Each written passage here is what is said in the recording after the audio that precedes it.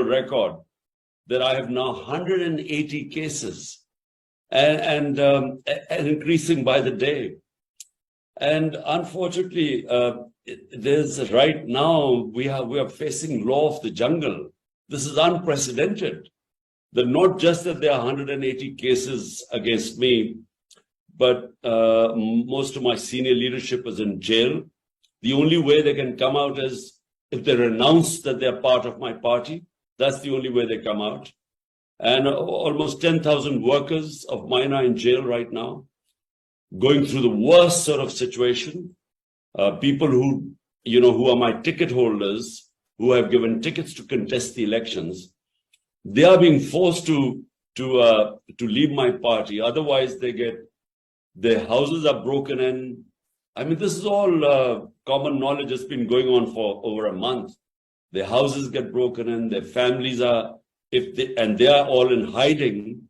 So their relatives are picked up. Young boys have been picked up. Their women. So we are facing the worst sort of persecution. It's never been done, this sort of thing has never been done in Pakistan to political workers. So it's a matter of time. I expect maybe Monday, maybe a few days later, but I don't see being out of jail for long. Well, definitely our ex-army chief. He engineered the whole thing.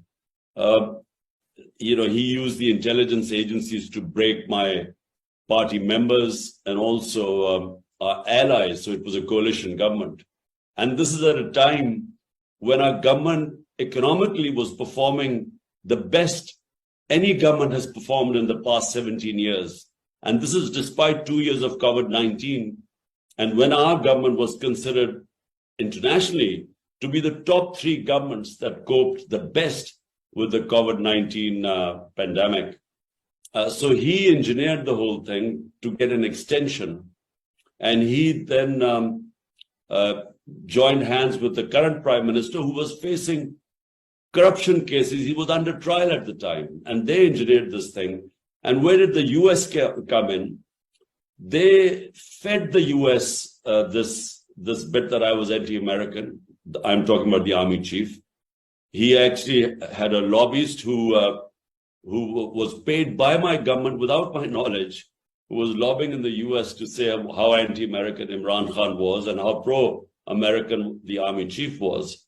So yes, there was the US interference came in when their Undersecretary of State spoke to Ambassador 6th March 22. And the ambassador then sends me the cipher, which says that ambassador sends me the cipher, which says that unless the Prime Minister Imran Khan is removed in a vote of no confidence, there would be consequences for Pakistan. And then the vote of no confidence was tabled the next day. And then within weeks, my government left. But we now realize that it was engineered by our army chief rather than engineered from Washington. But that's what we think. Well, look, let me first clarify what my position on foreign policy is. Look, Pakistan's foreign policy must be for the people of Pakistan. And why? Because 100 million Pakistanis are vulnerable. 50 million below the poverty line, and 50 million just above it. So when I came to power, I specifically spoke about how we were going to try and lift our people out of poverty. Now, in doing so, you have to have a foreign policy that is basically non-aligned, like India. Now, India, for instance, they trade with China. They bought Russian oil at discounted price, yet they are partners with the US, one of the most strategic partnerships they have in the Quad with the US. Because India, their governments are concerned about the vast number of poor people in India, the level of poverty. Same is the case with Pakistan. So my idea was not to be anti any government.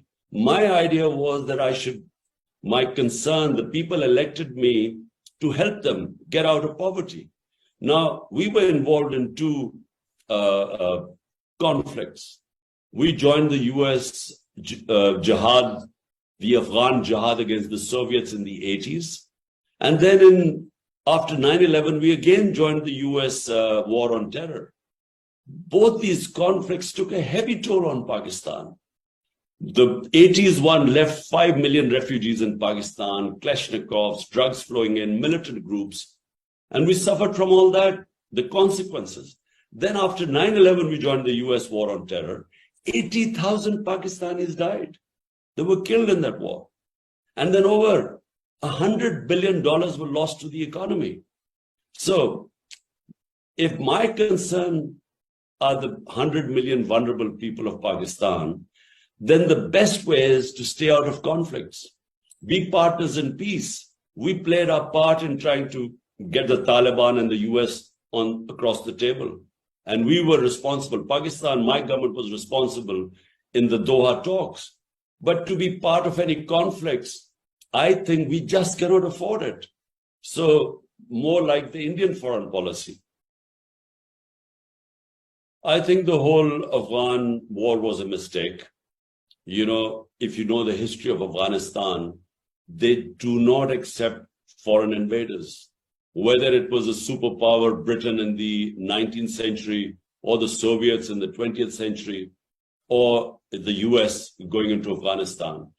If the target was Osama bin Laden, then after Osama bin Laden was taken out, they should have left. Or if it was, I never understood the aims of the Afghan venture by the US. I never understood that. What did they want to achieve from it? If it was to install democracy there, well, it wasn't going to happen through the barrel of a gun. If it was to liberate the Afghan women, never in human history has another country come to liberate someone's women. So if it was just, from what I could understand, it was to Osama bin Laden was the terrorist. And they thought that Taliban were harboring him. So when the Taliban government was removed, they should have left. Because the longer they stayed, the more the resistance started building up. Because it's in the Afghan nature to resist foreigners. It's their history. So, and yet there was no clear aim. What was victory going to be in Afghanistan? So to answer your question, in the end, I didn't think Joe Biden had much option left. I mean, they had to withdraw from Afghanistan sometime or the other. The only problem was the way the withdrawal took place. Now, I again don't blame Joe Biden because he wasn't supposed to know that Ashraf Ghani would take off in the middle of the night. The president would leave the country. And the moment he left the country, the whole Afghan army collapsed. By the way, Afghan army was already collapsing. So no one was expected to, Biden wasn't expected to know that there were 300,000 Afghan army would just collapse and that the president would take off. Because all of us, we sitting in Pakistan thought there would be a civil war. There would be, 300,000 Afghan army it would take a long time. When I met President Trump, this was almost 2 years before what happened in Kabul.